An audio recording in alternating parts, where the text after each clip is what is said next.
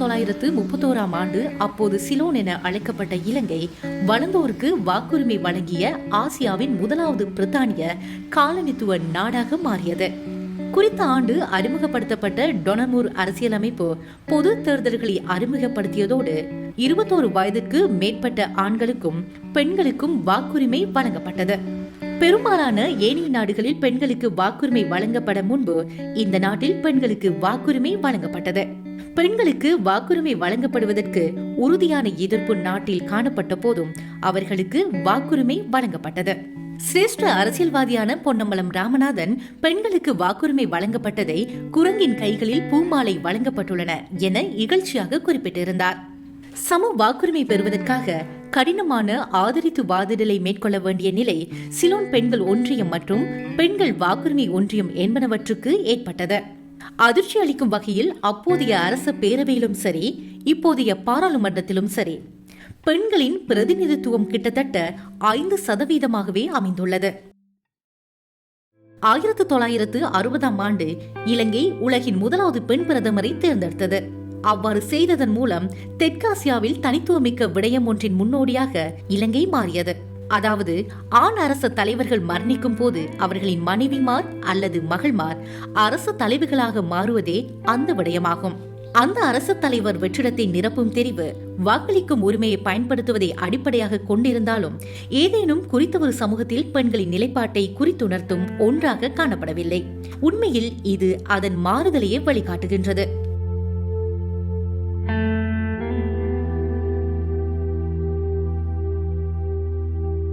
பாராளுமன்றங்களுக்கு இடையேயான ஒன்றியம் 2020 வெளியிட்ட உலக பாராளுமன்றங்களின் பெண்களின் சதவீதம் தொடர்பாக பட்டியலிடப்பட்ட 190 நாடுகளில் இலங்கை 182வது இடத்தை பிடித்தது.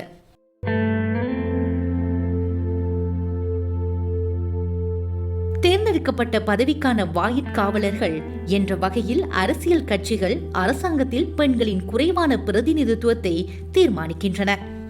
කාන්තාව තමයි ගෙන්ගෙට යාමේ වැඩසටහන් වල ප්‍රමුඛ ස්ථානය ගන්නේ. ඊට පස්සේ දේශපාලඥයෝ දිනලා මැති ඇමති තනතුරු ලැබුවාම දොර ළඟ ඉන්නේ කිසිම වැඩක් නොකරපු පිරිමි. පක්ෂ තුල ප්‍රජාතන්ත්‍රවාදය පිළිබඳව ගැටලුවක් තියෙනවා. ඒ නිසාම කාන්තාවන් නියෝජනය වෙනවා ඉතාම අඩුයි. ඒ පක්ෂ තුලත් නාම යෝජනා මණ්ඩලවල සංවිධායකවරු හැටියට එහෙම නැත්නම් තීන්දුව తీරන ගන්නා තැන්වල ඒ වගේ අවස්ථාවල කෘත්‍යාධිකාරී මණ්ඩලවල මේ වගේ කාන්තා නියෝජනය ඇත්තේම නෑ කිව්වොත් ඒක නිවැරදි. පක්ෂ හැමදාමත් කියපු දෙයක් තමයි කොච්චර කාන්තා බල මණ්ඩලවල කාන්තාවෝ හිටියා කාන්තාවෝ එන්නේ නෑනේ දේශපාලනට. හැම ඇමතිවරයෙක්ම ඔය නිරතල දරන ලොකු ඇමතිවරු හැමෝම කිව්වේ කාන්තාවෝ එන්නේ නෑනේ දේශපාලනයට. කාන්තාවෝ කැමති නෑ. හැබැයි අපි ඒ ගොනු කරනකොට අපිට කාන්තාවෝ හැමෝම කැමති ඉඩකඩ නෑ. பொது வாழ்வில் அதிகளவில் பங்கேற்க விரும்பும் பெண்களின் கரிசனைகள் தீவிரமான முறையில் கருத்தில் எடுக்கப்படுவதில்லை என்பது தெளிவாகின்றது. அத்துடன் அரசியல் கட்சிகளும் அரசியல்வாதிகளும் தொடர்ச்சியாக இந்த விடயம் தொடர்பான தனது எதிர்ப்பை நியாயப்படுத்தி வருகின்றனர்.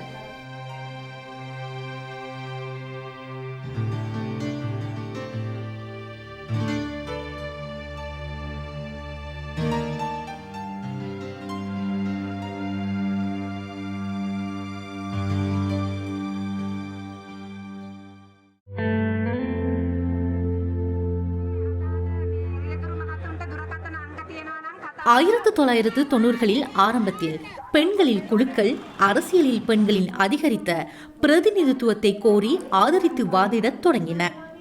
அவை சமாந்தரமான மூலோபாயங்களை செயற்படுத்த ஆரம்பித்தன. பெண்களுக்கு அரசியல் தலைமைத்துவ பயிற்சிகளை வழங்குதல்,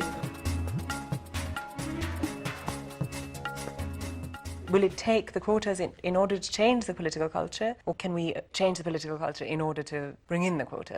ஊடக பிரச்சாரங்களை மேற்கொள்ள தேர்தலின் போது அதிக எண்ணிக்கையான பெண்களுக்கு வேட்பு மனுக்களை வழங்குமாறு அரசியல் கட்சிகளுக்கு அழைப்பு விடுத்தல், அத்துடன் அதிக ஜனநாயகம் உள்ள அரசாங்கத்திற்காக ஆர்ப்பாட்டம் செய்தல் என்பன அவற்றில் உள்ளடங்குகின்றன. எவ்வாறாயினும் இவற்றின் மூலம் மட்டுப்படுத்தப்பட்ட வெற்றியையே அடைய முடிந்தது. I think we realize that if we are to increase the numbers of women, then there has to be some form of affirmative action for women, and hence the demand for a quota for women.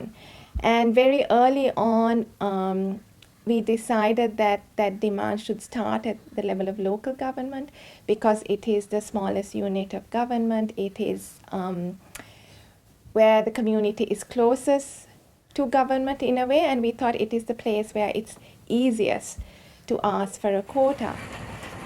இக்கோரிக்கைக்கு கொள்கை வகுப்பாளர்களிடமிருந்தும் அரசியல் கட்சிகளிடமிருந்தும் நிராகரிப்பு வடிவில் அமைந்த பதில்களே எமக்கு கிடைத்தன.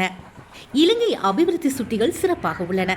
தெற்காசியாவின் வேறு நாடுகளுடன் ஒப்பிடும்போது இலங்கையில் பெண்களின் நிலை சிறப்பாகவே உள்ளது என்ற வாதத்தை அவர்கள் முன்வைத்தனர். இந்த நிலை முக்கியத்துவம் வாய்ந்தது எனவும் இங்கு பிரதிகூலங்கள் எவையும் இல்லை எனவும் அவர்கள் நம்பினர். What does this paradox mean? What I think it means is that despite the ostensible equality of women, that women are in fact not equal, that the public sphere is still the sphere of men, it is dominated by men. இலங்கையில் தேர்தல் அரசியலில் பெண்களுக்குரிய கட்டாய இட ஒதுக்கீட்டுக்கான எதிர்ப்பானது ஒப்புரவான விளைவுகளை கருத்தில் கொள்கின்ற மனித உரிமைகள் சட்டத்தின் ஓர் அடிப்படை அம்சமான உறுதிப்படுத்தத்தக்க செயற்பாடு மற்றும் நிலையான சமத்துவம் பற்றிய புரிதல் இன்மையாலேயே ஏற்படுகின்றது. நிலையான சமத்துவ கருத்தேற்புகள் சமத்துவமின்மை மற்றும் பிரதிகூலம் என்பனவற்றின் யதார்த்த நிலையை செயற்திறனுடன் எடுத்துரைப்பதற்கு எம்மை தேவைப்படுத்துகின்றன. இலங்கையில் தேர்தல் இடஒதுக்கீடுகள் பற்றி கலந்துரையாடப்பட்ட போது ஏற்கனவே உலகளாவிய ரீதியில் இடஒதுக்கீடுகள் தொடர்பில் பாரிய முன்னேற்றம் ஒன்று காணப்பட்டது. வேறு பல தெற்காசிய நாடுகள் ஏற்கனவே இடஒதுக்கீட்டுகளை அமுல்படுத்திய நிலையிலும் இலங்கையின் சட்டமாக்குனர்கள் அநேகமானோர் இந்த கருத்தேற்புக்கு தனது எதிர்ப்பை வெளியிட்டனர். சட்ட ரீதியான பால்நிலைசார் இடஒதுக்கீடுகள் அரசியல் அமைப்பினால் நேபாளம் மற்றும் பிலிப்பைன்ஸ் ஆகிய நாடுகளில் உள்ளது போன்று அல்லது தேர்தல் சட்டங்களினால் பல பிரதேசங்களிலும் பிரான்சிலும் உள்ளது போன்று கட்டாயமாக்கப்படுகின்றன. எனினும் இவ்வாறான இடஒதுக்கீடுகள் அரசியல் கட்சிகளினால் தன்னிச்சையாகவும் தீர்மானிக்கப்படலாம். எனினும் பிரேரிக்கப்பட்ட பெண்கள் தேர்தலில் வெற்றி பெறும் உண்மையான வாய்ப்புள்ள நிலைகளில் நிறுத்தப்படுகின்றனரா என்பதே இங்குள்ள முக்கியமான கேள்வியாகும்.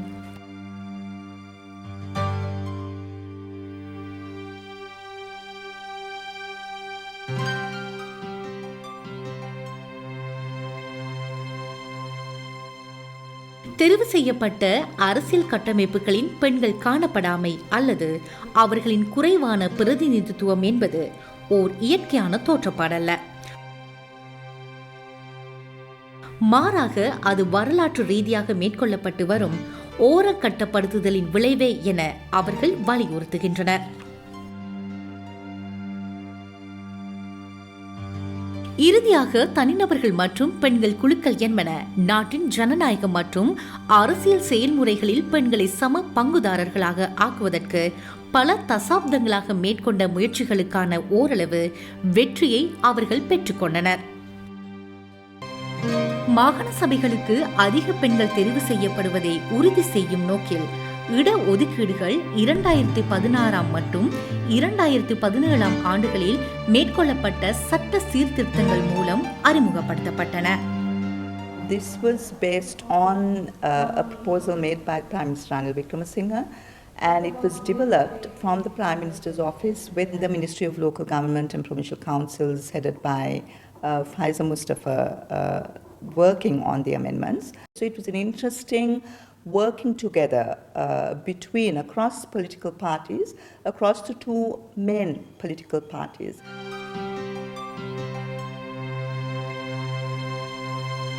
අපි අපි උපක්‍රමශීලී වුණා මේ කාන්තාවන් 25% කොහොමද පළාත් පාලන ආයතන තුලට ගේන්නේ කියන කාරණය පිළිබඳව ප්‍රතිපාදන ඇතුළත් කරන්න.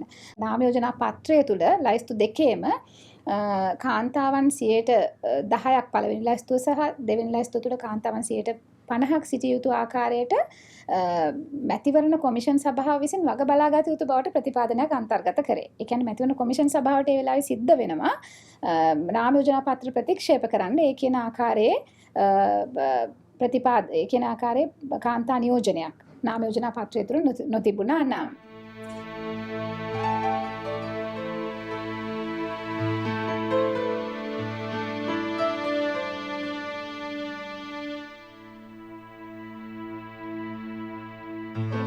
எழுந்துள்ள சவால்கள் மற்றும் அவற்றை கடந்து முன்னேறி செல்லும் வழி என்பன தொடர்பில் பெண்கள் குழுக்கள் மற்றும் புதிதாக தெரிவு செய்யப்பட்ட உள்ளூராட்சி சபை உறுப்பினர்கள் கலந்துரையாடுகின்றனர்.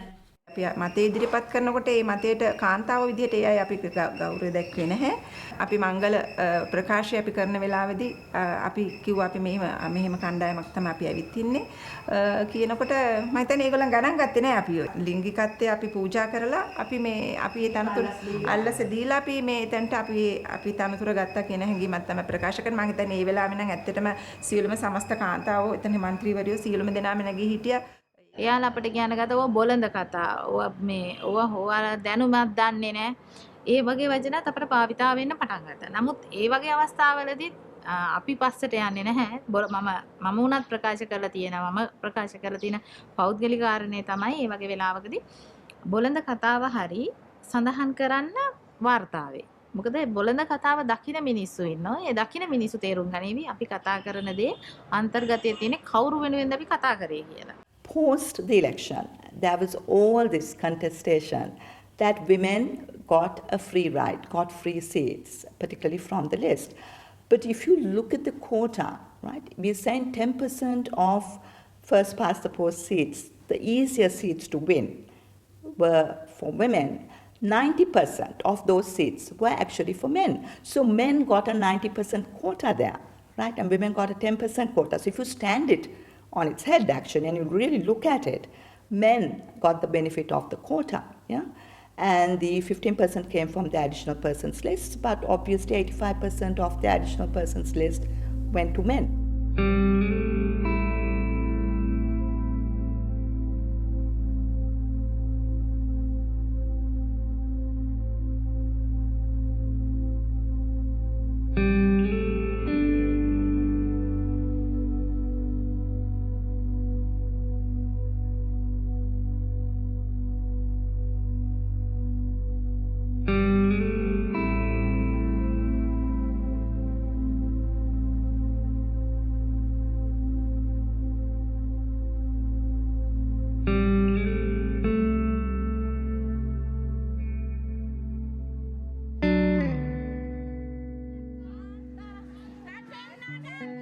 I think the next step might be to demand for a quota for women in parliament. Given the recent parliamentary elections and the fact that women's representation have actually decreased, I think maybe that's a conversation one needs to have. But I think the priority would now be to engage with the question of this political culture as a whole.